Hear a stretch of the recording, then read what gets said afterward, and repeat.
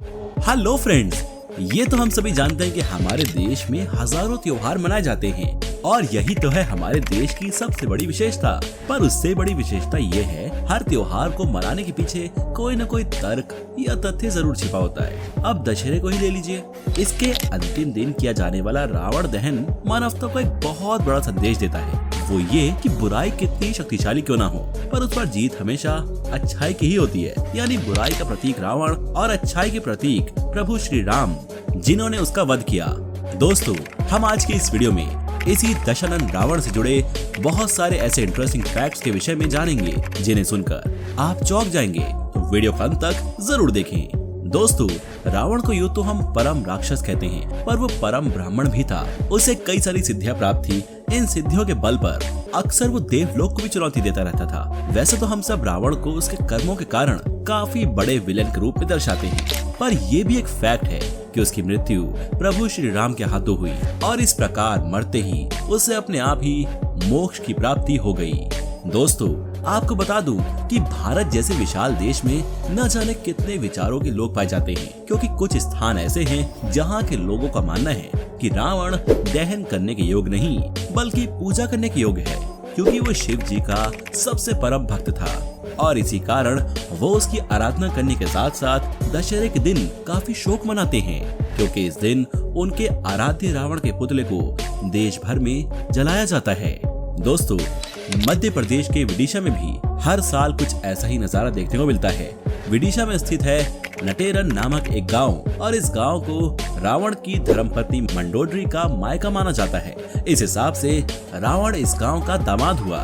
इस कारण इस गांव में हर वर्ष दशहरे के बाद रावण की मौत का शोक मनाया जाता है। नटेरन गांव में रावण दहन के दिन झांकी भी सजाई जाती है।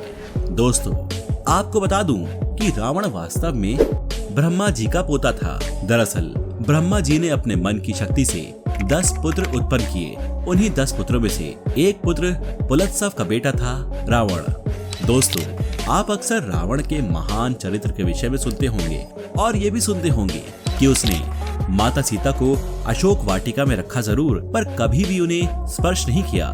तो इसका कारण उसका महान चरित्र नहीं बल्कि अप्सरा रंभा का दिया वो श्राप था, जिसमें उसने कहा था कि हे रावण, तू कभी भी किसी स्त्री की इच्छा के बिना उसे स्पर्श तक नहीं कर सकता, और यदि तू ऐसा करने का साहस करेगा तो तेरे सिर के 2 टुकड़े हो जाएंगे। बस इसी शाप के आगे विवश रावण माता सीता को कभी भी स्पर्श करने की हिम्मत ना कर सका। दोस्तों, हर इंसान में कुछ ऐसी कमियां होती हैं जो उसके विनाश का कारण बनती हैं, फिर वो चाहे कितना भी शक्तिशाली क्यों ना हो। माता सीता का हरण करना रावण के जीवन की सबसे बड़ी भूल थी, और उससे भी बड़ी भूल ये थी कि वो विभीषण और पत्नी मंदोदरी के लाख समझाने पर भी नहीं माना। इतना ही नहीं, जब विभीषण ने सलाह दी कि सीता जी को वापस कर प्रभु श्री राम से क्षमा मांग ले, तो उसे इतना गुस्सा आया कि उसने विभीषण को अपने महल से बाहर निकाल दिया। लेकिन आपने एक मुहावरा तो सुना ही होगा कि घर का भेदी लंका ढाए। विभीषण ने श्री राम जी को रावण की वो कमजोरियां बता दी, जिसके चलते अंत में रावण को अपने प्राण गंवाने पड़े। दोस्तों, हम आज तक यही सुनते और पढ़ते आए हैं कि रावण के 10 सिर थे, इसी कारण उसे दशानन भी कहते हैं। पर वाल्मीकि रामायण में कहीं भी रावण के 10 सिरों का वर्णन नहीं किया गया है। दरअसल रावण के 10 सिर उसकी उन 10 बुराइयों का प्रतीक हैं, जिनके चलते आज भी रावण को बुराई का प्रतीक मानते हुए उसका पुतला फूंका जाता है। वो 10 बुराइयां हैं: काम, क्रोध, लोभ, मोह, मद, मत्सर, अहंकार, उदंडता, क्रूरता व स्वार्थ। रावण बहुत बड़ा विद्वान था। उसने ज्योतिष शास्त्र में रावण संहिता नामक ग्रंथ भी लिखा और आज भी ज्योतिष शास्त्र में इस ग्रंथ की पूजा की जाती है। दोस्तों, आपको बता दूं कि रावण का ये नाम भी उसे स्वयं शिव जी ने ही दिया था। दरअसल रावण शिव जी को कैलाश पर्वत से लंका ले जाना चाहता था, पर जब शिव जी तैयार न हुए तो वो पूरा कैलाश पर्वत ही उठाकर ले जाने का प्रयास करने लगा। ये देखते ही शिव जी ने अपने एक पैर से कैलाश पर्वत को दबा दिया, पर उनके पैर के नीचे भूलवश रावण की उंगली आकर दब गई, जिस पर रावण दर्द से छटपटा उठा और छटपटाते हुए उसने शिव तांडव की रचना की। वो दर्द से तड़प रहा था और शिव स्तुति कर रहा था। शिव जी को इसका ये अंदाज इतना भाया कि उन्होंने उसको रावण नाम दे दिया। जिसका अर्थ होता है तेज आवाज में दहाड़ने वाला। दोस्तों, इतनी सारी विशेषताएं होने के बावजूद भी अरण्य कांड के चैप्टर 33 के अनुसार रावण इतना स्वार्थी और दंभी था जो अपने आराम के सिवा अपनी प्रजा के विषय में कभी नहीं सोचता था।